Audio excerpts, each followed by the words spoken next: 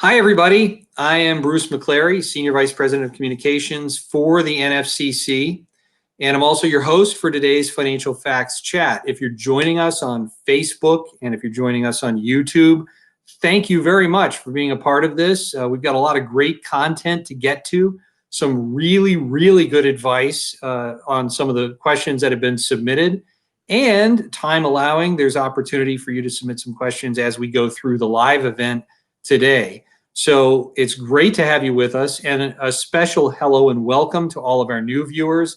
If you're a returning viewer, welcome back. We really appreciate your engagement with the content and your participation in these live streams. That's what makes this all successful. And of course, the real reason we're here is for you. So if you show up, you ask questions, we get to address some important financial topics that might be on the top of your mind and might be helpful for other people to learn about as well. So if you enjoy today's show, please like, comment, share with friends, subscribe to our page.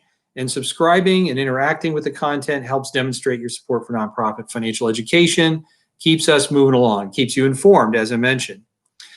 Before we get started in all the good stuff that we have planned for today's live stream, I want to take a moment and introduce Lisa Frankenberger, the manager of Counseling Services for CCC of Buffalo. Lisa is going to be joining us for our Financial Facts Chat today and providing expert advice and answers to your questions. So thank you, Lisa, for joining me.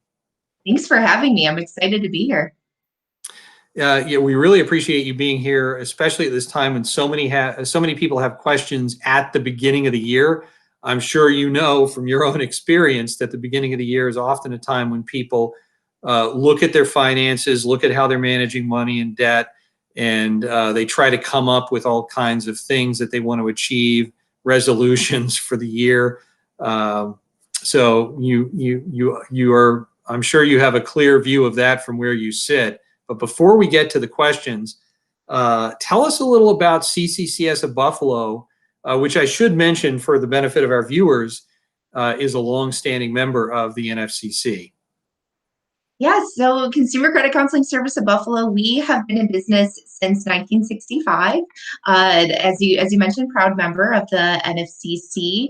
And, this has been a challenging year for all of us, but we're just so happy that we've been able to not, have any interruption in our service, still able to help everybody out there, and, happy to be able to do things like this as well, to, directly speak to some people who have some questions. But we've been, still going strong, helping people with debt management plans, student loan counseling, housing, really anything. So, we always encourage anybody who needs anything, has any questions, to, contact an NFCC member agency and see how we can help. Yeah, it's a great service that you're providing, and you're not just providing it for people in Buffalo. You're providing it for people throughout the country, correct? Yes, and we've expanded into some new states, which is very exciting for us, and we're happy to be able to help. And again, thank you for inviting me here today. Well, thanks for being here. And for those watching, whether you're a Bills fan or not, it's absolutely worth checking out CCC of Buffalo and their organization. So thank you, Lisa, for being here. Just to tee up what we're going to do through the program and tell our viewers a little bit about what this next segment is. At nfcc.org, we have a feature called Ask an Expert, and it gives people the opportunity to submit their questions about personal finance, whether it's debt management, whether it's home ownership, student loan repayment, anything that's on their mind that's related to the services provided by NFCC member agencies like yours. We have an internal team that can address those questions either directly by email, but sometimes we bring some of those questions out and address them publicly, obviously keeping the identity of the person asking the question confidential, but we at least bring the matter in front of our audience to share advice on how to resolve these kind of challenges that are brought forward in the questions. And again, and later in the program, I'll tell people how they can submit their own questions to Ask an Expert and possibly have the questions either featured on a later episode of this stream or answered directly. But one thing I want to emphasize to everybody watching is that every single question that's submitted on our Ask an Expert feature gets answered. So no questions go unanswered. We always respond to whatever you're submitting that's related to personal finance, debt management, and financial well-being. So just wanted to put that out there. And I'll tell you, these questions, it really, it sort of runs the gamut. So we got a lot of different topics to talk about. But the first question that we have, and I'll read this as it was submitted by our reader, our viewer. Over the last 10 years, I've had 12 credit cards. I've finally paid them off, and now I have 12 cards and $44,000 of available credit. That's a lot of available credit. I don't need or want this much, but what's the best way to manage these accounts going forward? And the reader asks, should I keep them all active, or is it better to close all but one or two accounts? And then they follow with the question, if so, do I close the account slowly, or does it even matter? It's a great question. And I just want to say, first of all, congratulations on paying off your credit cards. That's an amazing accomplishment and has to feel really, really good. So having open accounts, multiple open accounts, or high credit limit accounts on your credit report without a balance isn't inherently negative in any way. And actually, by closing some of those accounts, it could possibly have a negative impact on your credit score. We typically recommend to try to always keep your longest standing accounts open. And if you're not sure how long your accounts have been open, if you can't locate that information, if it's not on your statement, of course, you could contact your creditor. Or if you pull your credit report, which we all can do for free through annualcreditreport.com, it'll actually have the open date of your accounts right on your credit report. So you can see how long things have been open. But I think a lot of it really comes down to you personally. And what I mean by that is having that open credit there going to be a temptation to get back into debt? While we may typically say, hey, leave them open, it's not a bad thing. If you personally feel that that could be detrimental to your finances to have that access, then yes, it may be wise to close some of the accounts. I would say to close more recently opened accounts, if anything, just so it's not affecting your length of credit history. Again, we want to keep those longest standing accounts open. But again, it's really kind of knowing yourself and knowing what's best for your financial security. I've had folks tell me in the past that, and they said, I know it could potentially negatively impact my score a little bit by closing these accounts, but if I have access to them, I'm going to use them. So it's really best for me to take a temporary, little drop maybe in my score to close them out than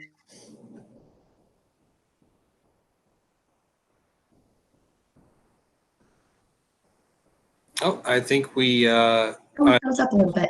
your stream interrupted there, but I think I can see where you were going with that point. One thing I want to mention, I think those are very good points that you brought up in your answer. Just to our viewers, until April of this year, you can go to annualcreditreport.com and you can get a copy of your credit report from each of the three major credit reporting agencies for free on a weekly basis. It's not annual, it's more frequent, at least until April. I'm not sure if that's going to be extended, but that's a special provision that was put in place in response to the COVID pandemic. The other thing I would mention too, I'm putting my lender hat on here. I used to be in the lending industry. If you're in this situation and you know that you're going to be borrowing money at some point soon, understanding that closing any of these accounts down in whatever sequence is going to have some negative impact on your credit score, it's probably wise, based on timing, to delay that action until you apply for whatever it is that you're applying for, whether it's a auto loan or a mortgage. If you're going to refinance your mortgage, a lot of people are doing that these days. Probably a good idea to kind of think about the timing and sequence and the consequences of one action versus another. And since shutting down accounts, whether it's a bunch of them at once or as recommended by you, if it's done a little bit more thoughtfully to minimize impact, either way, there's going to be some impact, which could still get in the way of borrowing money. Yeah, definitely. I agree.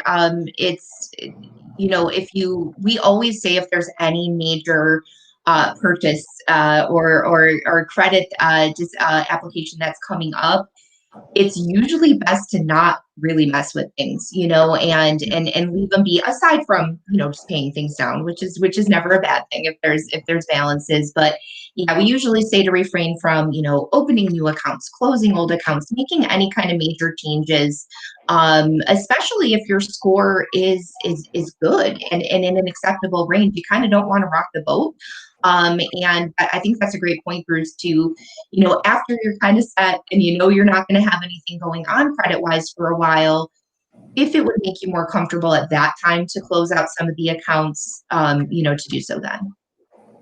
Yeah, and just as a follow-up question, I'm thinking of this from the perspective of the person submitting the question. Some things that I've heard that are related to this: is there any cause for concern that taking this step to start strategically shutting down accounts that are unused, is there any blowback that's going to occur in terms of the other accounts that are active that you're using? Could other creditors that you're using look at the activity of you shutting down accounts and think, whoa, wait a minute, there's something weird going on here. Maybe we should raise this person's interest rate, or maybe we should lower their credit limit. Is there any concern for that, or is that just is that not really something that people should worry about? You can definitely give your opinion. I don't think so. I don't think to that level, but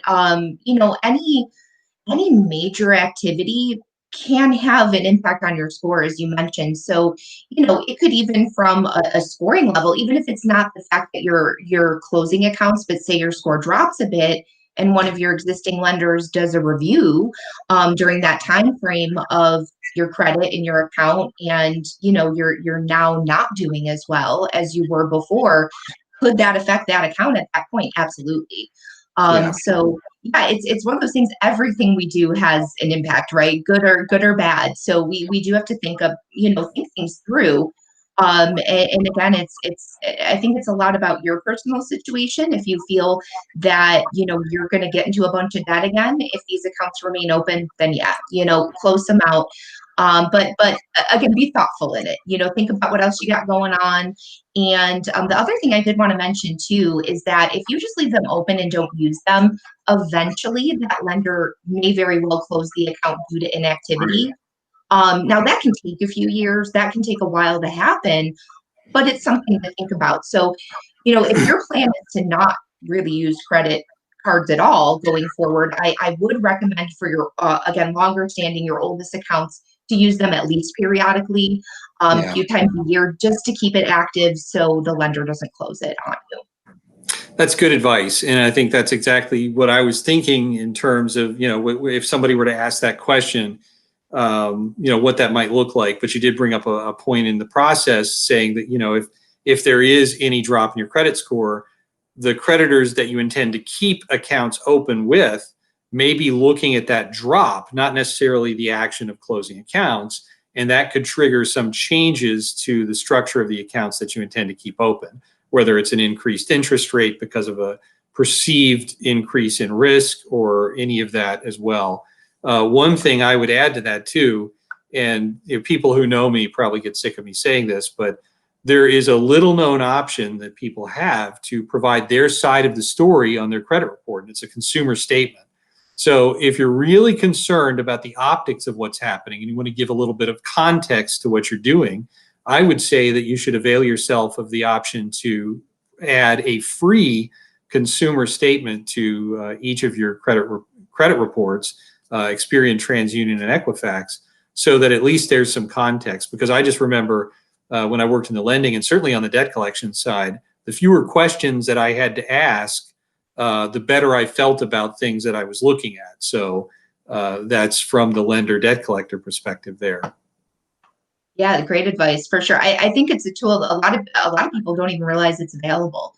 to them. So that's I appreciate you bringing that up. It's great, especially if sometimes life is complicated, and there are very specific reasons why things may be happening the way that they are. So to have that opportunity to put it out there, there's no little box where we can explain ourselves on applications for things, right? So this is kind of our opportunity to be able to put it out there. Exactly.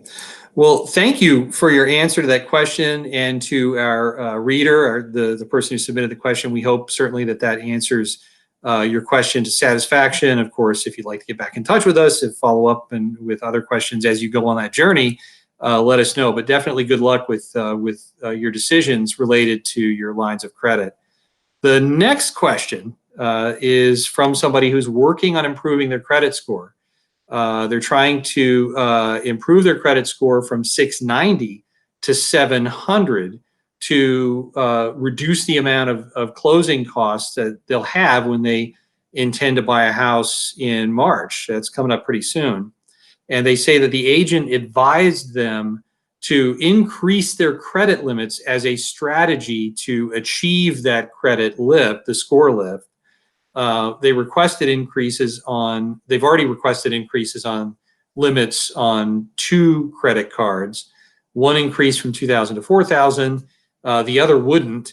So they opened a new line of credit, and now they have a total available amount of credit at $11,250.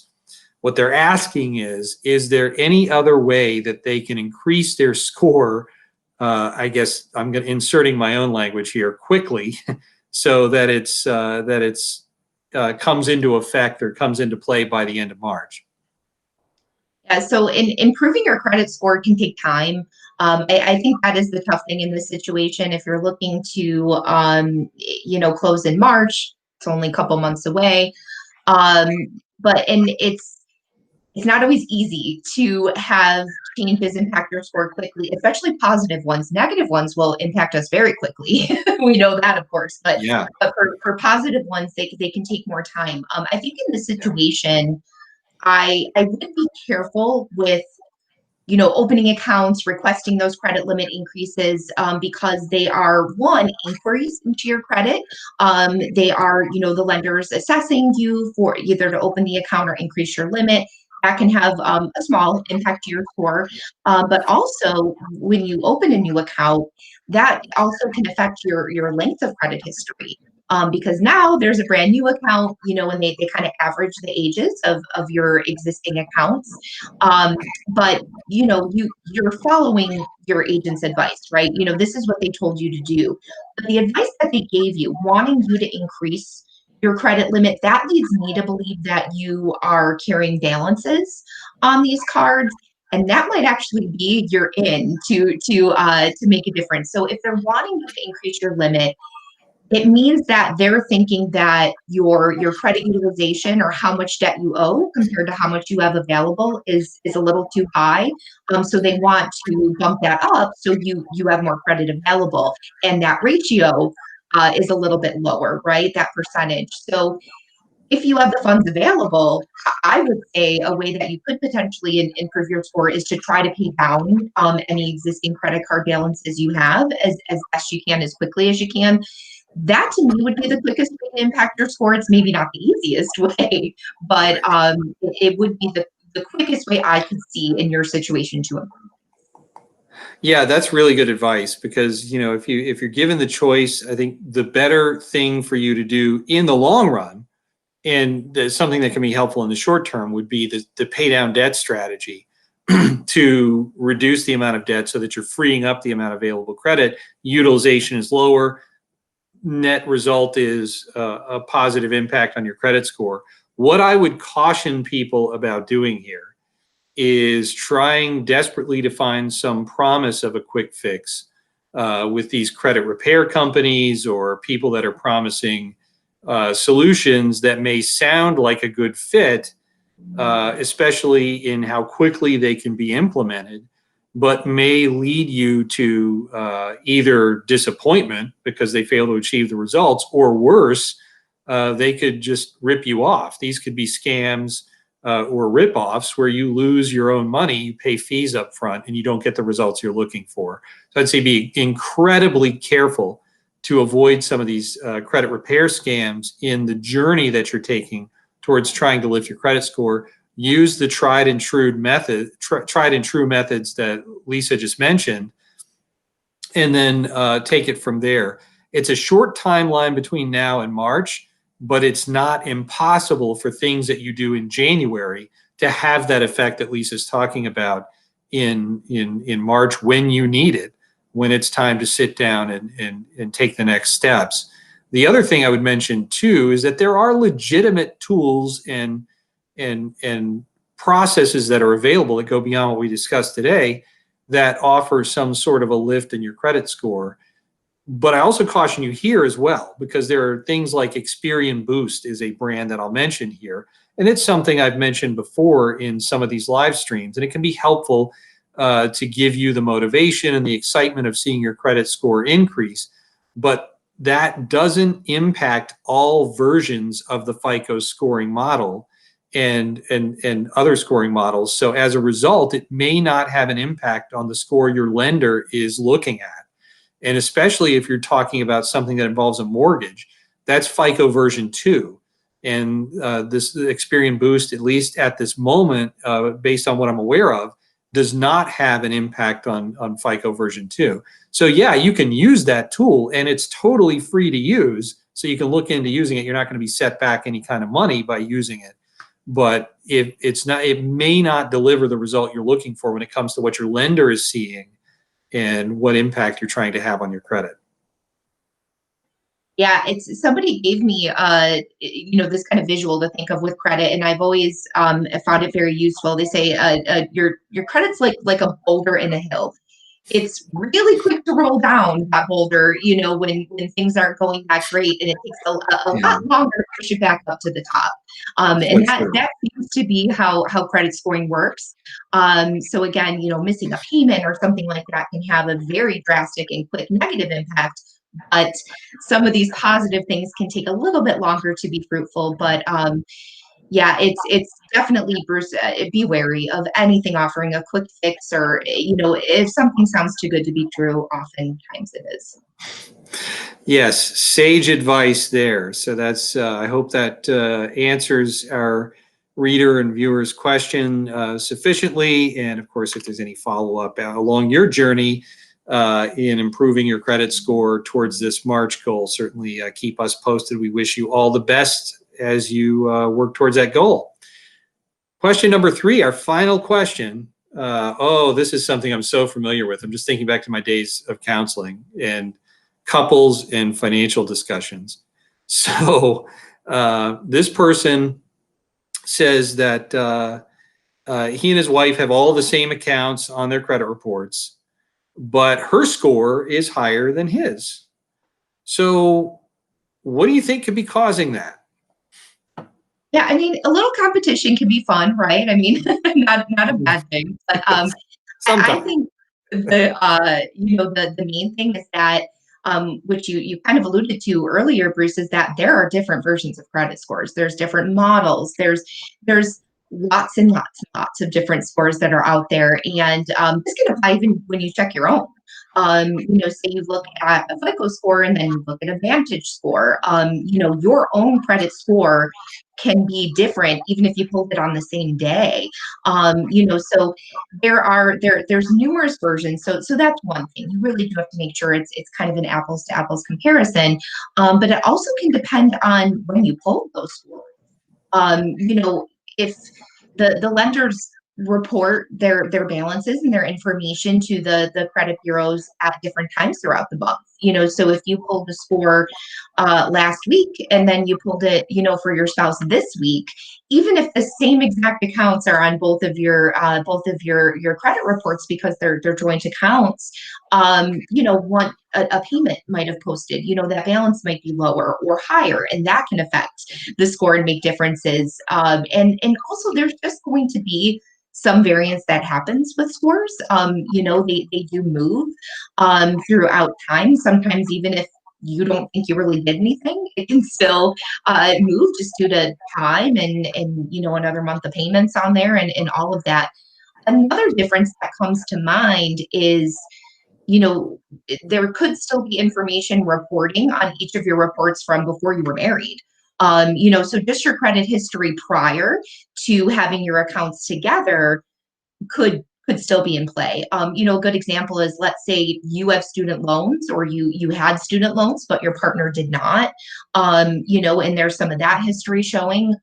So anything really can even what we think sometimes are little things can impact your score. Yeah.